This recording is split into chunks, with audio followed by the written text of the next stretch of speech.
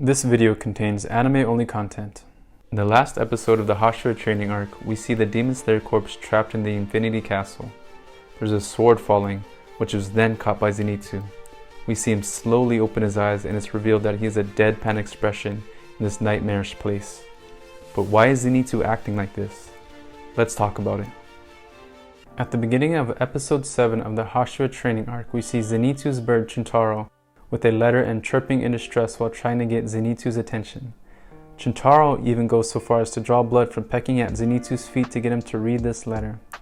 Based on the way Chuntaro is acting, it seems as if this letter is of grave importance and that Zenitsu should read it immediately. The episode then continues on and we get to see Gyomei's backstory. Of course, watching Gyomei ripping off a demon's arms with his bare strength and pummeling him to the break of dawn is awesome to see, but there's something else very interesting to point out, and that's the orphan that betrayed Gyomei and the rest of the children to save himself when a demon was about to kill him. He may look familiar, and if he does, props to you for remembering him because we've seen this character before all the way back in Season 1. In Season 1, Episode 17, when Zenitsu is fighting the spider demon, he has a flashback with him and his fellow apprentice, both of which are being trained under the former Thunder Hashira, also known as Zenitsu's Gramps. It's interesting because we never get to see the top half of this character's face for the entire flashback, but immediately upon seeing him in Gyomei's flashback, you can see the resemblance between him and the man in Zenitsu's flashback. The sideburns, necklace, and even clothes are the same between these two characters. The only difference, it seems, is the age of both. Based on this, it seems that the child from Gyomei's backstory escaped after betraying everybody and eventually found his way to Zenitsu's master, where he was taken in and trained to be a demon slayer. Something I also want to mention is that back when Season 1 was airing and after hearing this character's Japanese voice actor in episode 17, I realized it was the same voice actor as Reiner from Attack on Titan, his name being Yoshimasa Hosoya. At the time, I thought it was a big deal because I feel like the studio wouldn't hire big name voice actors such as Yoshimasa to voice a character for just 1 minute and never appear in the show again. So ever since this episode, I waited for this character to show up again. Well, he didn't show up in Season 1, Season 2, and even Season 3. It wasn't until 5 years later in the second to last episode of Season 4 that we got to see him again. However, this was only in a flashback, so technically we still didn't even get to see him again in the present time. But hope is still there, because there's no way that this character from Zenitsu's past and now Gyomei's past isn't going to show up again. It's only a matter of time. That brings us to the letter. I believe that from what we've been shown, we can piece together what it might say and who wrote it. Going back to episode 7 of the Hashira training arc, later on we see Tanjiro bring Zenitsu food, who is sitting on a rock staring into the distance. They exchange a few words, but just from that brief interaction, you can tell his entire demeanor has changed. When it eventually pans over to his face, we see blood dripping down his face and the most serious expression we've ever seen Zenitsu have while awake. Whatever he read in that letter is definitely the reason he's acting this way. Now, one of the reasons Demon Slayer is such a great show is because its story is not overly complex and there's a lot less characters compared with other shows. It basically just focuses on the main trio, the Hashira, and the demons they face, so mainly the Moons and Muzan. Because the amount of characters is so limited, it makes it easier to connect the dots together as to what might have happened to Zenitsu. In Zenitsu's backstory, we see only two notable characters, his master and his co-apprentice, who has not been named yet. It's obvious that Zenitsu doesn't care much for his co-apprentice because he bullies him and makes him feel worthless. So Zenitsu only really has one person that he cares for outside the main trio, Nezuko included. Now going back to his facial expression, that to me looks like the face of someone who has just lost a significant other. His voice adds to this, and also the blood on his forehead looks as if he was banging his head against something in frustration of the news he just learned. We even see a rundown house in the distance where Zenitsu was sitting on the rock. Maybe that's what he was taking his anger out on. With that being said, I think that his master is the one who lost his life. As for who wrote the letter, I believe it can only be one person, but I will mention another possibility. I believe it was his master, and I think he might have written it on the verge of dying. If he were simply in danger and sending out a distress call, then I think Zenitsu would have thunderclapped his way as fast as possible over to save his master. But by the look of Zenitsu, it seems he got absolute confirmation that his master died. So like I just mentioned, I think the master was on the verge of dying, and him telling Zenitsu in the letter that there is no saving him because it'll be too late by the time he gets here. And so he gave the details of who was behind his death. But as for why Chuntaro would be at his master's house in the first place, maybe it was as simple as Zenitsu sending his master an update of what's going on in his life. At first, I was considering Zenitsu's co-apprentice as well, but after thinking about it, it doesn't make sense because I think he might have been the one that actually killed the master. Even if he did write a letter to Zenitsu to declare what he has done as a challenge, I can't see Chuntaro being the one to deliver that message because he probably would just fly away from him in fear. As for the reason I think Zenitsu's co-apprentice would go this far, the answer lies in Gyomei's backstory and the orphan that betrayed them. Even though they were poor and hungry, by the look of the smile on his face, we could see that he was happy and probably looked up to Gyomei as a father figure. But when push came to shove, he didn't hesitate to sell out his foster family to save his own skin. This obviously speaks volumes to his character, and it would only be a matter of time before he did it again, given the right circumstances. And I think that's exactly what happened. In Zenitsu's flashback, we see him talk very highly of their master, even going so far as to say Zenitsu is a waste of time because it's such an incredible privilege to be the student of a former Hashira.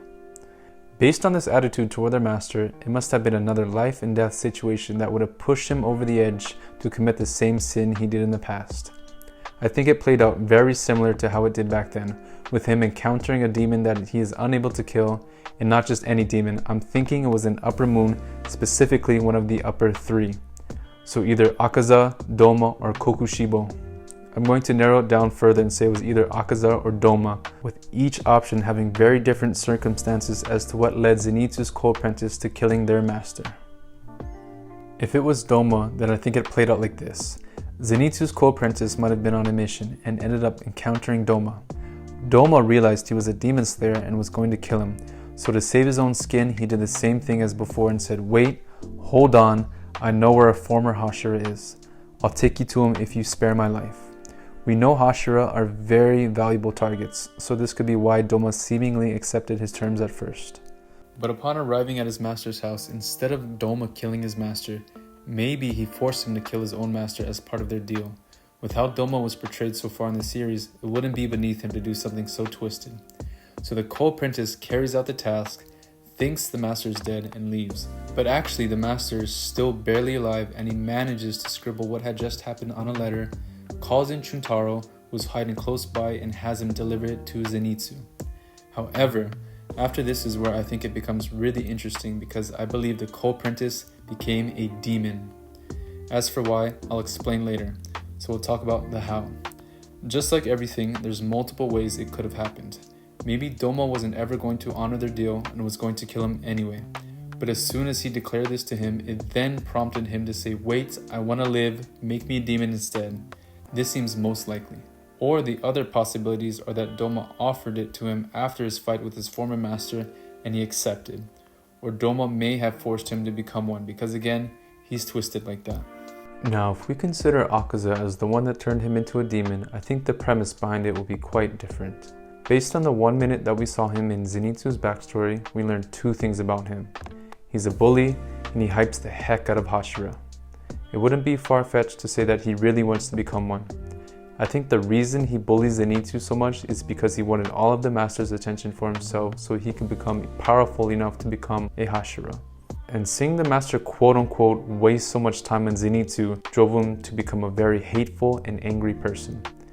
I also think his past, from what we saw in Gyomei's backstory, also shaped him in such a way. He probably never wanted to feel powerless and at the mercy of another demon again. With that being said, maybe the master saw all this anger in him and said that you can never become a Hashira with all of those emotions holding you back. And maybe he even went as far as saying something like, "You can't even beat me, a retired, crippled old man, so how could you become a Hashira?" As a comparison, Urokodaki is also a very old former Hashira, but he is still very capable. So I think it's safe to assume that Zenitsu's master is also powerful at his age, so this could very well be true. This could have led to a lot of resentment buildup and an eventual falling out between the two. Similar to my Doma theory, maybe he was on a mission and encountered Akaza. And if we recall how Akaza acted when he met Rengoku, he was very intent on converting him to a demon. In this theory line, the co-apprentice is obsessed with becoming stronger, and so maybe Akaza's words got to him. And also, it was basically die or become a demon again. And we know this guy will do whatever it takes to stay alive. So I think Akaza may have convinced him. With this newfound power and now innate hatred against humans, maybe he went back to the Master's house to kill him to make a statement that he is stronger now. And just like the Doma theory, he thought he finished the job, but the Master was still alive and sent the message to Zenitsu. You may be thinking why I'm pushing the theory that he has become a demon, and here's why. So starting from the beginning, I think it's an absolute given that the Master is dead. As for who killed him, I think it only makes sense for the co-apprentice to have done this. He was portrayed as a bully in Zenitsu's past, and even worse in Gyomei's backstory. He has a notable VA. Also, in Zenitsu's backstory, we learned that there are 6 forms for thunder breathing. We know for a fact Zenitsu only knows 1, so the last 5 have to be shown in the series by someone else that knows thunder breathing. If the Master is dead, then that leaves only one person that can portray all the forms, and that's this guy. He's being set up as this final villain for Zenitsu, and at the end of the day, the show was called Demon Slayer. It's about slaying demons. If Zenitsu is to have a final boss for the series, it's going to be against a demon, not another demon slayer. That brings me to my last theory. I believe that the co-apprentice has actually become an upper moon. We saw that Muzan recently filled in the spot for upper 4 with Nakime, so why not fill in the other spots? It's going to be a notable figure, not just a random demon we've never heard of before. If what I propose is true about this guy being set up as the final villain for Zenitsu, then this would make the stakes even higher and way more climactic for Zenitsu's last big role in the story. If the co-apprentice became an upper moon before killing the Master, then the Master may have seen his eyes and realized he was an upper moon. If that's the case, he would have notified Zenitsu in his letter. Now you may wonder how Zenitsu is going to take on an upper moon, but if we remember, he almost beheaded Daki back in the Entertainment District arc by himself. He's only gotten stronger since then with regular training, missions, and now the Hashira training. So let's run it back one more time. Zenitsu received a shocking letter saying that his beloved Master is dead. Even more surprising is that it was his co-apprentice that did the deed, who may or may not have been a demon at the time. This man is also master of all the thunder-breathing forms. Furthermore, he may have become an upper moon, so he's even more powerful than his peak strength. Lastly, we see Zenitsu trapped in the Infinity Castle along with the rest of the Demon Slayer corps. But does he freak out and faint like usual? No. There's only one option left for Zenitsu, and that is to lock in. Beware, demons, because you're about to experience a new and evolved and very pissed off Zenitsu. Blink and your heads will roll. Good luck.